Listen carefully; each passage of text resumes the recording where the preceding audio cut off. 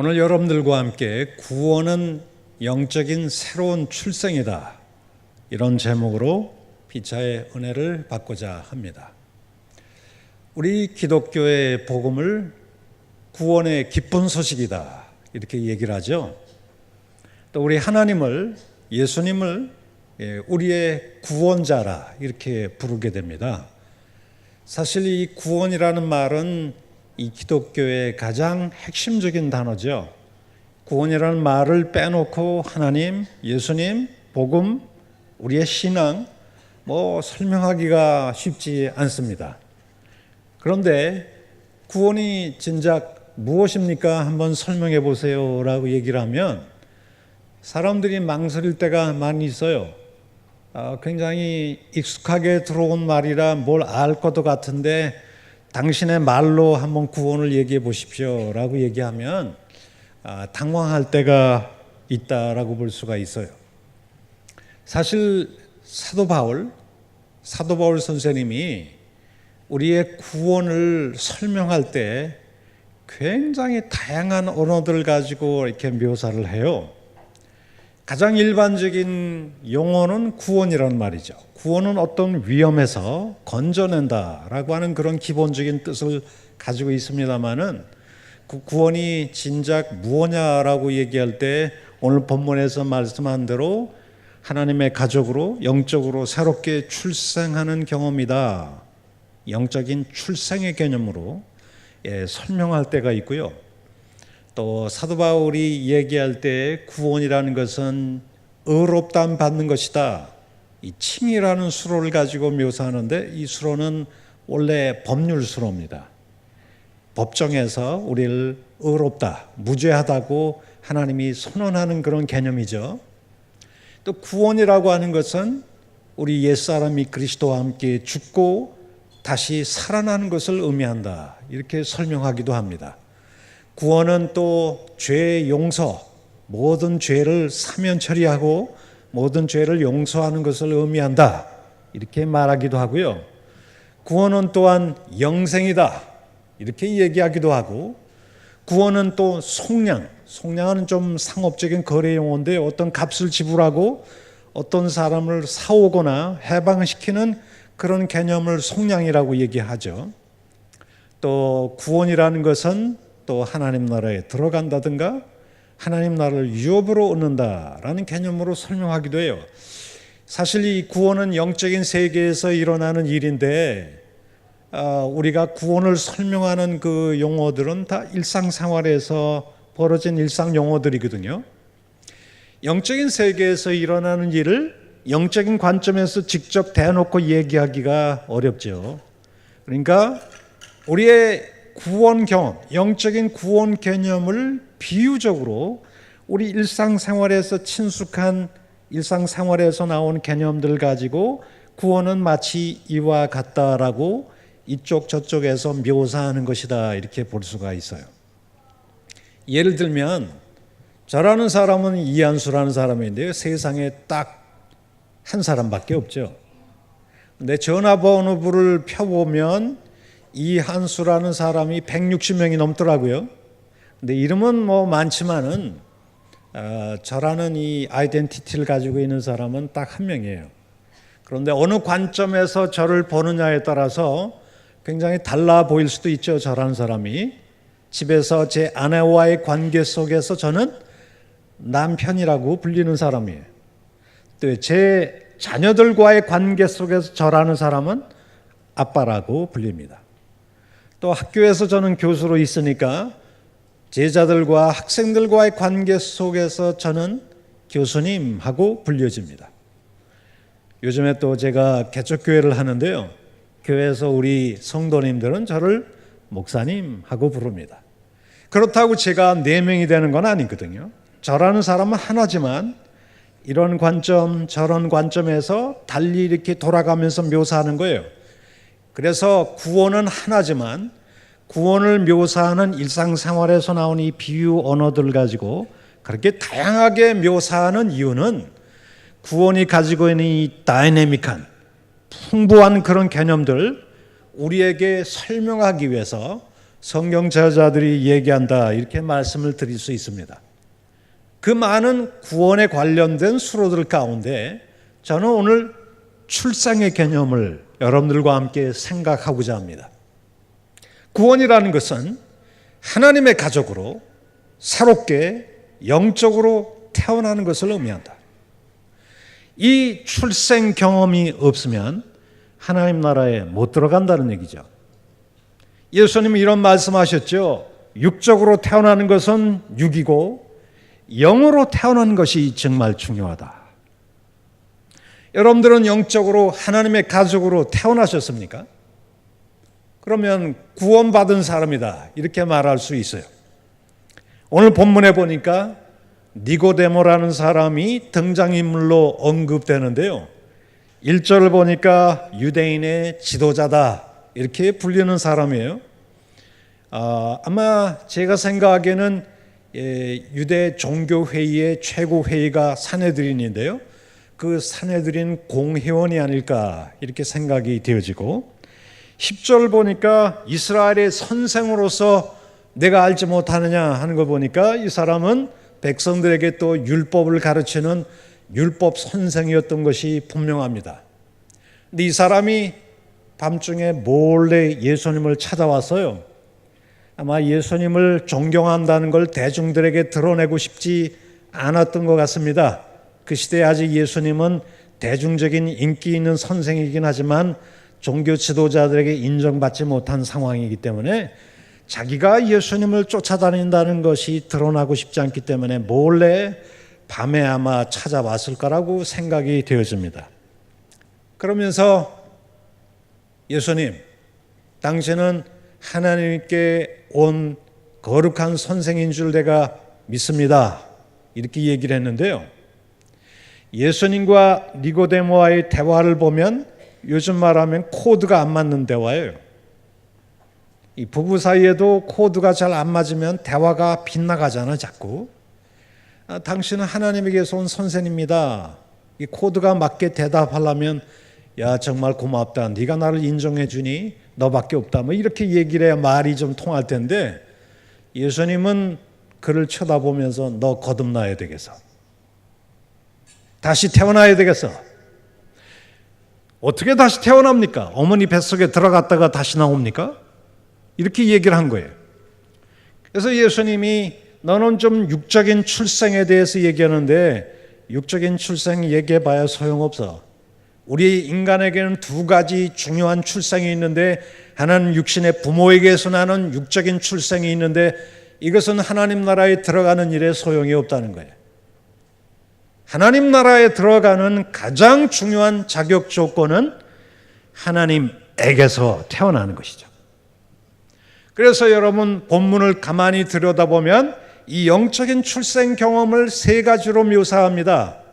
영접하는 자, 곧 그의 이름을 믿는 자는 하나님의 자녀가 되는 권세가 있는데 이 하나님의 자녀가 되는 것은 혈통으로 되는 것도 아니고 육정으로나 사람의 뜻으로 되는 것이 아니고 한번 따라서 해볼까요? 하나님께로부터 태어난 자니라. 하나님의 가족, 신의 가족이 되려면 누구에게서 나야 된다고요? 하나님에게서 직접 태어나야 된다는 얘기죠. 저라는 사람의 가족이 되기 위해서는 육신적으로 저에게서 태어나야 돼요. 그렇지만 하나님의 가족이 되기 위해서는 하나님에게서 태어나는 경험이 있어야 된다는 것입니다. 그런데 니고데모가 3장 3절에 이런저런 얘기했을 때 예수님이 니고데모에게 뭐라고 말씀하셨어요? 너 거듭나지 않으면, 이 거듭난다는 것은 원래 born again이라는 뜻을 가지고 있는데 헬라어의 이 아노텐이라는 말은 again이라는 말이 있어요. 다시라는 뜻이 있긴 있지만 보다 본질적인 개념은 위로부터라고 하는 뜻입니다. 요한복음 3장 여러분 31절을 보면 처음 나오는 단어가 위로부터 오시는 이란 말이 있는데요. 이 위로부터라는 말이 아노텐이라는 뜻이죠. 그러니까 너 위로부터 나야 되겠어. 이렇게 예수님이 니고데모에게 얘기한 거예요. 결국 위로부터 초자연적으로 태어난다. 그것은 결국 하나님께로부터 나야 된다는 것과 같은 뜻이죠. 근데 3장 5절에 보면 또 다른 표현이 나옵니다. 물과 성령으로 나지 아니하면, 그러니까 하나님께로부터 난다, 위로부터 난다, 성령으로 난다. 다 같은 뜻이라고 하는 것을 우리가 알 수가 있어요. 하나님의 가족이 된다는 것, 그것은 위로부터 하나님에게서 성령으로 태어나는 이 근본적인 경험이 있어야 하나님 나라에 들어갈 수 있고 하나님 나라를 볼 수도 있다라고 하는 그런 뜻이겠습니다. 저는 영국에서 공부를 했습니다. 영국 스코틀랜드 맨 북쪽에 있는 굉장히 전원적인 도시죠. 네, 제가 공부하는 그 시절에 제 대학에는 아주 세계적인 유명한 이안 하워드 마셜이라는 유명한 교수님이 계셔서 제가 일부러 그분의 책을 읽다가 존경하는 마음이 들어서 제가 아버딘 유니버시티라고 하는 곳에 제가 가서 공부하게 되었습니다. 근데 남쪽은 영국은 앵글리칸 성공의 지역이고요. 북쪽은 존 넉스 이 종교개혁자의 영향을 받아서 북쪽은 스코틀랜드 지역은 좀 더 장로교를 믿고 있어요. 근데 1년에 한 번씩 에딘버러, 세계 아주 유명한 도시 가운데 하나가 에딘버러인데요. 그 에딘버러 프리 처치 칼리지에서 그 장로교 총회가 열리는데 저도 좀 관심이 많아서 그것도 영국 대처 수상까지 온다는 얘기를 듣고 제 친구들과 함께 차를 하나 타고서 이 에딘버러까지 내려갔습니다. 내려가서 그 프리 처치 칼리지에 딱 들어가는데요. 경찰이 그냥 쫙 깔렸더라고요. 수상이 온다니까. 그래서 제가 학생증을 보여주면서 제가 업소보러 왔다. 그러니까 위층에 제가 이 관람석에 들어가서 구경을 하게 되었습니다. 근데 한 2,000명 정도 넘는 그 스코틀랜드 장로교 목사님 총대들이 총회에 참석하기 위해서 가득 모여 있는데 저 앞쪽 구석배기에 조그만 의자에 영국 대처 수상이 쪼그리고 앉아 있더라고요. 참 신기한 광경이었어요. 근데 총회장 되신 목사님이 여기 영국 대처 수상이 연설하기 위해서 왔는데 한 10분 정도 연설할 기회를 드릴까요 말까요? 이걸 묻더라고요. 근데 영국 그 목사님, 장로님, 총대들이 말이죠. 마룻바닥으로 되어 있는 이 공개 홀에 2,000명이 발로 올소이다 하면서 뭐 이렇게 발을 굴르는 거예요. 2,000명이 동시에 굴으니까 저는 천장이 무너지는 줄 알았어요. 그러니까 이 대처 영국 수상이 이 총회장 밑에 있는 작은 단상에 딱 섰습니다. 영국 수상이 무슨 말을 할까 좀 궁금하잖아요. 보통은 의례적인 얘기를 좀 많이 하는데요. 그 대처 영국 수상이 처음 나오는 말이 제게 굉장히 인상이 깊었습니다. I'm a born again Christian. 나는 거듭난 그리스도인입니다. 영국의 그리스도인들은 말이죠. 엉터리들이 많아요. 소위 명목상 크리스천, nominal 크리스천이라고 하는데요. 평생에 걸쳐서 3번 교회를 간다고 그러잖아요. 첫째 태어나서 가고, 두 번째는 결혼식 때 한번 가고, 그리고 죽어서 장례식에 관에 실려서 가죠, 교회. 그러면서 나는 크리스찬이라고 영국 사람들이 얘기를 해요. 엉터리들이죠. 근데 그런 사람들과 달리 born again이라는 말은 정말 진짜 거듭난 크리스찬이라는 뜻이거든요. 그런 명목상의 크리스찬과 구별해서 영국 대처 수상이 자기를 born again 크리스찬, 거듭난 그리스도인이라고 얘기하는 것이 제게 큰 인상이 깊었습니다. 여러분들 수많은 군중들 앞에서도 I'm a born again Christian, 나는 거듭난 크리스찬이라고 과연 당당하게 얘기할 수 있을까요?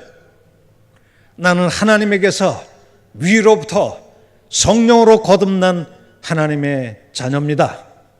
이렇게 얘기할 수 있을까요? 이런 경험을 가진 사람만이 천국에 들어간다는 그런 얘기인데 이 니고데모는 바로 그런 사실을 이해를 못해서 어머니 뱃속에 들어갔다 나오면 됩니까? 하고 얘기하게 된 것입니다. 그런데 니고데모는 사실 예수님을 잘 이해를 못한 것 같아요. 왜 그러냐 하면 니고데모는 사실 이스라엘의 선생 아닙니까? 백성들에게 율법을 가르치는 소위 유명한 선생이고 또 사내들인 공회원의 높은 관원입니다. 그런 사람은 적어도 자기를 하나님의 백성으로 분명히 자의식을 하고 살았을 거예요. 나야말로 천국에 들어갈 수 있는 충분한 자격이 있다고 생각을 했을 텐데요. 유대인들이 자기를 하나님 백성으로 생각하는 두 가지 분명한 근거가 있어요. 첫째는 혈통의 문제입니다. 내가 하나님 백성이야 라고 하는 유대인들의 생각의 근거는 그들의 조상이 아브라함이라고 하는 것이죠. 하나님이 아브라함과 언약을 맺었을 때 약속하신 것이 너와 네 자손을 나의 백성, 나의 언약 백성으로 삼아줄게 말씀하셨기 때문에 하나님의 백성이 되기 위해서는 아브라함의 자손이 되어야 됩니다. 그래서 유대인들은 아브라함의 자손, 육신적인 자손, 유대인으로 태어나면서 나는 자랑스러운 하나님의 택한 백성이라는 자의식을 가지고 태어나거든요. 혈통이 굉장히 중요하고요. 두 번째는 소위 시내산 율법이죠. 여러분 구약을 읽어보면 하나님이 시내산에서 이스라엘과 언약을 맺으면서 율법을 주셨는데요.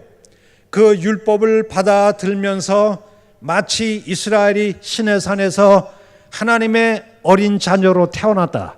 그렇게 얘기하는 구절들이 굉장히 많고요. 출애굽기 20장 21절에도 보면 이 하나님께서 모세를 시켜서 바로에게 나의 장자 이스라엘을 My firstborn son 이스라엘을 내놓으라 그런 얘기가 나오거든요. 호세아 11장 1절에도 이스라엘이 어렸을 때 애굽에서 내 아들을 불러냈다는 말씀이 거기에 기록된 걸 보면 이스라엘 백성은 시내산에서 하나님의 가족으로 태어났다라고 하는 깊은 인식이 있었던 것 같아요. 그래서 유대인들은 나는 율법 백성이야, 시내산 언약의 구성원이야, 그리고 우리의 조상은 아브라함이야, 막 이런 생각들 가지고 자기는 하나님의 자녀다, 하나님의 백성이다, 그러니까 하나님의 나라에 들어갈 수 있다.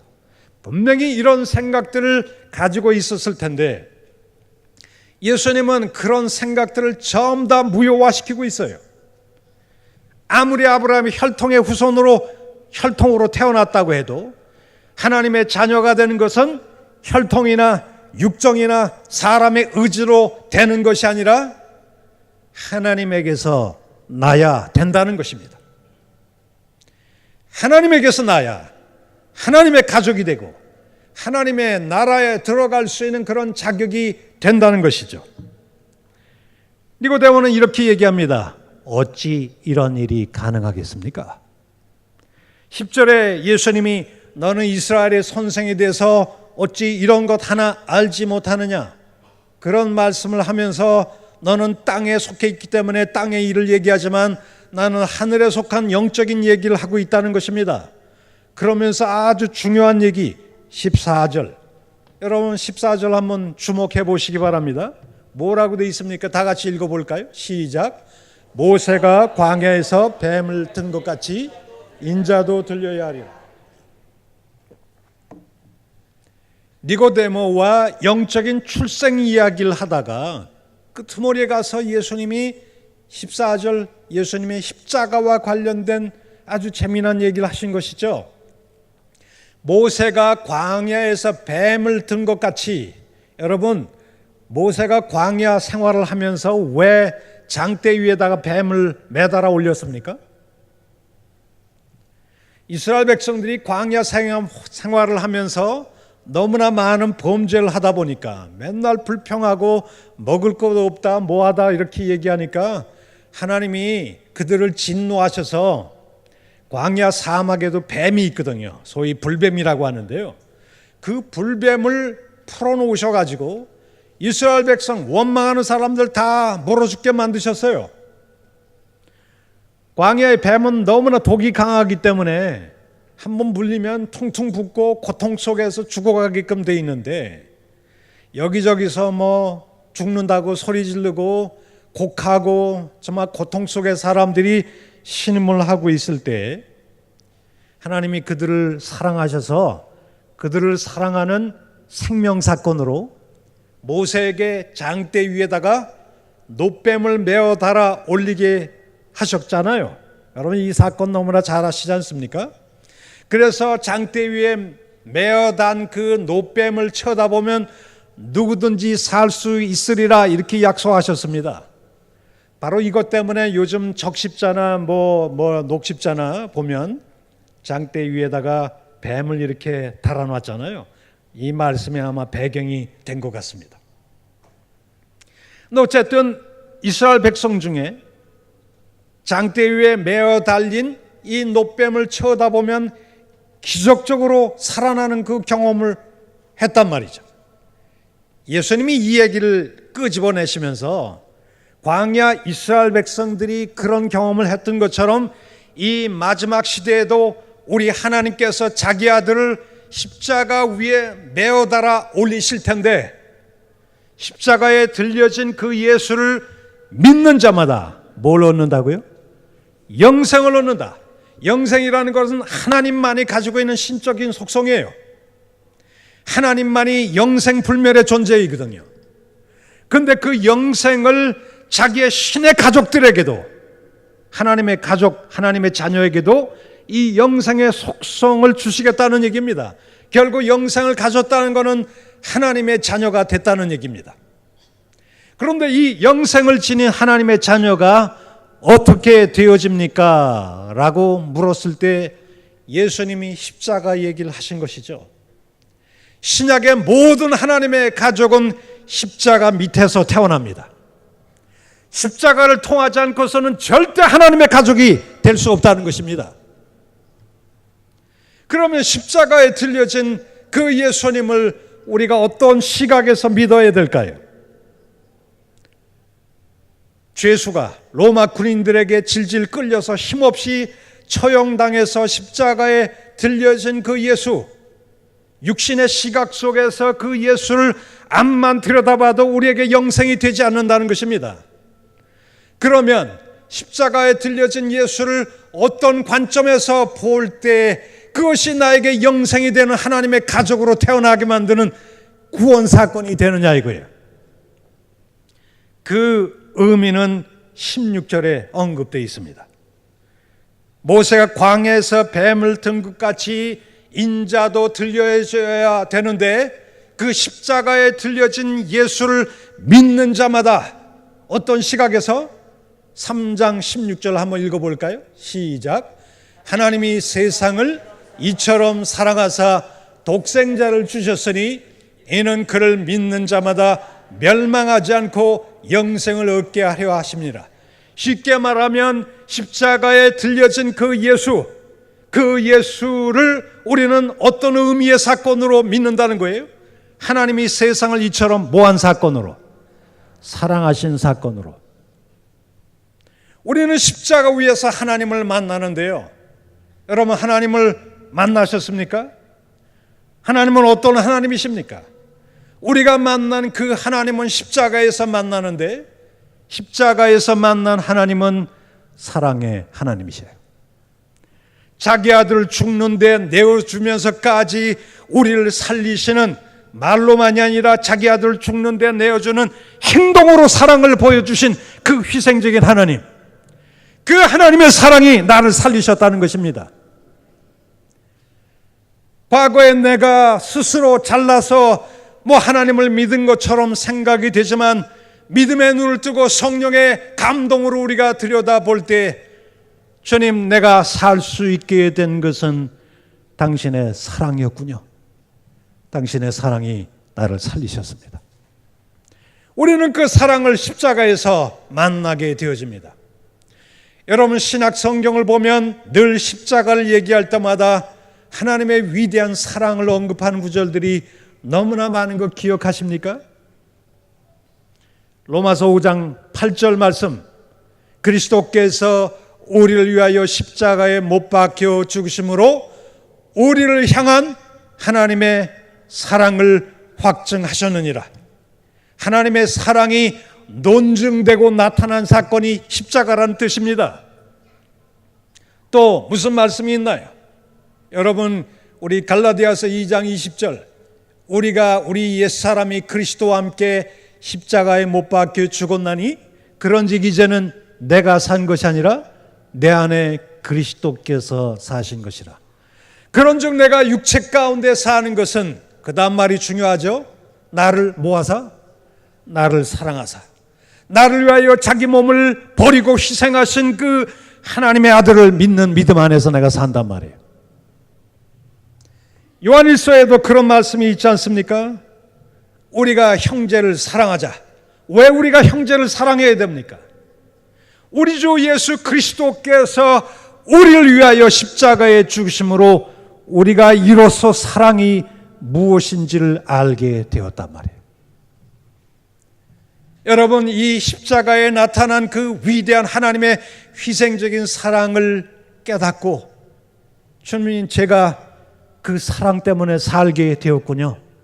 이걸 깨닫는 순간 성령의 감동으로 눈물을 흘리고 감동해하는 순간, 우리는 그 순간 하나님의 가족으로 태어나는 거 아십니까? 우리 복음 찬송 가운데 이런 말씀이 있어요. 힘들고 지쳐 낙마하고 넘어져. 그리고 맨 끄트머리에 이런 말씀이 있어요. 예수님의 그 희생과 그 사랑으로 오늘날 내가 너를 낳았으니. 우리 인간의 가족도 부모님의 사랑으로 태어납니다. 그 해산의 고통 속에 나타난 하나님의 그 부모의 사랑 때문에 우리 가족으로 태어나듯이, 우리가 하나님의 가족으로 태어나는 것이 십자가에 나타난 그 해산의 고통이란 말이에요. 그 해산의 고통 때문에 우리가 당신의 가족으로 태어나는 것입니다. 그러면 우리가 하나님의 가족으로 태어난 거듭난 새로운 영적인 출생이 있는 사람인 걸 어떻게 알 수 있습니까?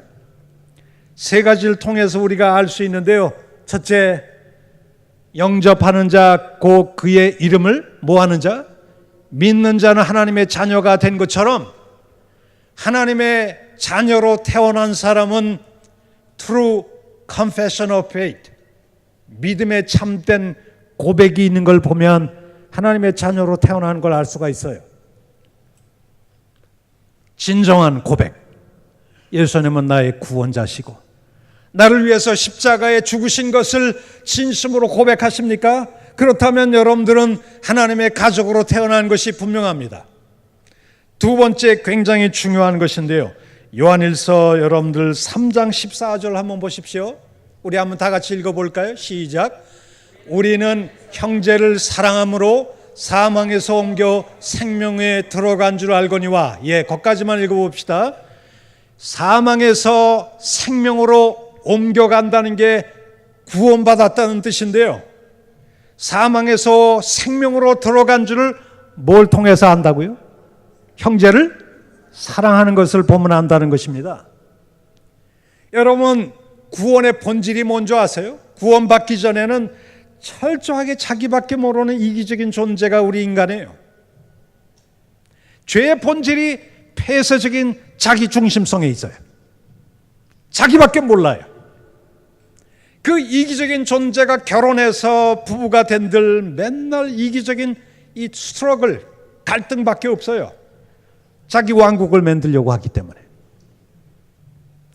그런 이기적이고 자기중심적이고 폐쇄적인 자기 사랑밖에 없는 그런 존재가 예수 그리스도의 그 희생적인 사랑을 경험한 다음에 비로소 그 사랑에 대한 응답으로, 주님, 저도 주님을 사랑합니다. 전에 하나님을 사랑한 적이 없는 사람이 이제 하나님을 향한 열린 마음을 갖기 시작한단 말이에요. 뿐만 아니라 예수님의 십자가의 그 위대한 사랑을 경험한 다음에 이제 이웃을 향해서도 열린 마음을 갖기 시작하고, 형제 내가 정말 사랑해, 이런 마음을 갖기 시작한다는 것입니다. 전에 이기적인 존재가 이웃을 향해, 하나님을 향해 열린 마음을 갖고 그 열린 개방성으로 하나님을 사랑하고 이웃을 사랑하는 그런 존재로 변화되는 것, 그것이 거듭난 존재의 삶의 중요한 특징입니다. 예수를 믿는다고 하면서 늘 남을 미워하고 험담하고 욕하고 앞에서는 웃지만 뒤에서는 늘 험담하는 사람은 중생하지 못했을 가능성이 많아요. 세 번째, 우리가 거듭난 하나님의 가족으로 되었다고 하는 세 번째 중요한 표시가 여러분 3장 요한일서 3장 9절에 있는데요. 우리 다 같이 한번 읽어볼까요? 시작. 하나님께로 난 자마다 죄를 짓지 아니하나니 이는 하나님의 씨가 그의 속에 거하며 그도 범죄하지 못하는 것은 하나님께로부터 났습니다. 하나님께로 난 자마다, 거듭난 자마다 뭘 짓지 않는다고요? 죄를 짓지 않는다. 여기 죄를 짓지 않는다는 말이 현재 동사로 돼 있어요. 여러분 이 말을 들을 때, 읽을 때 마음이 찔리지 않습니까? 방금 전에도 죄 짓고 왔는데, 그럼 죄 졌다면 하나님의 자녀가 아니란 뜻인데요. 이렇게 이해를 하면 안 될 것 같아요. 현재 동사, 헬라어의 현재 동사는 진행형의 뜻이 있어요. 습관적이고 반복적인 뜻을 가지고 있어요. 헬라어는 현재 진행형이라는 게 따로 없습니다. 현재형을 가지고 현재 진행적인 뜻을 가지고 있는데요. 쉽게 말하면 하나님께로 난 자마다 죄를 한 번도 안 짓고 완벽하게 산다, 그런 뜻이 아닙니다. 왜냐하면 요한일서 1장 9절에 우리 하나님은 미쁘시고 의로우사 우리의 죄를 언제든지 자백하면 우리 죄를 모두 사하시고 용서하신다. 쉽게 말하면 우리도 죄를 지을 수 있다는 얘기죠. 죄를 지었고 우리는 자백하면 용서받을 수 있겠죠. 그러나 오늘 3장 9절이 말씀하는 것은 하나님께로 난 자마다 죄를 습관적으로 반복적으로 뉘우치지도 않고 계속해서 짓는 사람이 없다는 거예요. 교회 다니는 어떤 사람이 죄를 밥 먹듯이 습관적으로 계속 죄에 빠져 산다는 것은 아무리 교회 와서 집사를 하고 장로를 하고 심지어 목사라고 할지라도 그는 거듭나지 못한 하나님의 자녀가 아닐 가능성이 많아요. 하나님의 자녀된 사람의 특징은 뭘까요? 죄를 미워합니다. 죄를 지을 수는 있지만은 죄를 아파해요. 죄를 짓고서 견딜 수가 없어요. 하나님께 죄송해서. 여러분 다윗이 위대한 점이 뭡니까? 시편을 보면 여호와는 나의 목자시니 얼마 주옥 같은 시들을 많이 썼나요? 그 다윗이 그렇게 훌륭한 그런 믿음의 모범생 아닙니까? 역대상하, 사무엘상하, 수많은 열왕기상하를 보세요.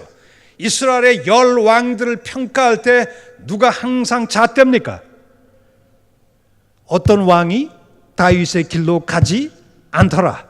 다윗을 표준으로 해서 모든 왕들을 평가하는 걸 알 수 있어요. 그만큼 모든 신앙의 모범생이었다는 뜻입니다. 다윗이. 그런데도 다윗이 심각한 죄를 지을 때가 있었죠. 자기의 충성스러운 그 장군이었던 우리야 장군, 그 우리야 장군의 부인이 절세 미인이었던 것 같아요. 그런데 그가 왕궁에서 이렇게 한적하게 돌아다니다가 이 밧세바가 아마 몸을 벗고서 왜 거기서 목욕을 했는지 모르겠어요. 왕궁에서 보이는 시야의 거리에서. 밧세바도 조금은 좀 이상한지는 잘 모르겠습니다만은 어쨌든 간에 그 밧세바를 보고 보통 같으면 거기서 목욕하지 말라고 그래, 이렇게 시켰을 텐데 데려와봐, 누구야? 거기서부터 죄가 싹트기 시작한 거 아닙니까? 그리고 동침을 합니다. 동침을 하고 아이가 생겼어요. 그것을 또 위장하기 위해서 우리야 장군을 최전선에서 불러내고 같이 자라고 시키는 사람이 다윗이에요. 자기 아이가 아니라고 하는 것을 이제 위장하기 위한 거죠. 근데 우리야 장군이 말을 안 들으니까 모압 장군에게 밀치를 보내가지고 최전선에 끌고 들어갔다가 다 빠져나와서 죽이라고 밀치를 보냈어요. 여러분 다윗이 여호와는 나의 목자시니 그렇게 얘기했던 사람이 과연 맞을까요? 제가 볼 때 다윗은 굉장히 악질적인 사람이에요. 그럼에도 불구하고 다윗이 위대한 점이 뭡니까? 나단 선지자가 와서 죄를 지적했을 때 왕 같으면 그런 사람 말에 몰래 돌아갈 때 죽일 수도 있어요. 그런데도 선지자가 지적을 했을 때 2주 동안이나 침상이 들 정도로 철저하게 회개하잖아요. 여러분, 회개가 왜 중요합니까? 그 사람의 거듭남에 굉장히 중요한 징표이기 때문에 그래요. 거듭난 사람, 하나님의 자녀가 된 사람은 죄를 미워합니다. 죄를 지어도 슬퍼하고 고통스러워하죠. 그러니까 반드시 죄를 짓게끔 돼 있어요. 회개함도 없이, 죄에 대한 고통도 없이 계속해서 죄를 짓는다는 것은 그가 하나님의 거듭난 자녀가 아닐 수 있다는 걸 보여줄 뿐입니다. 여러분, 거듭나셨습니까? 대체 영국 수상이 수많은 총대들 앞에 I'm a born again Christian 이렇게 얘기했던 것처럼 우리의 주변 사람들에게, 직장 사람에게도 나는 진짜 하나님의 자녀가 됐다고 고백할 수 있는 그런 마음이 있으십니까? 그렇다면 마음속엔 늘 참된 신앙의 고백, 형제를 뜨겁게 사랑할 줄 아는 마음, 이걸 죄를 미워하고 죄를 지어도 늘 슬퍼하고 뉘우칠 수 있는 그런 하나님의 귀한 삶의 변화가 있는 자녀들이 되시길 간절히 축원합니다. 다 같이 한번 기도하시겠습니다.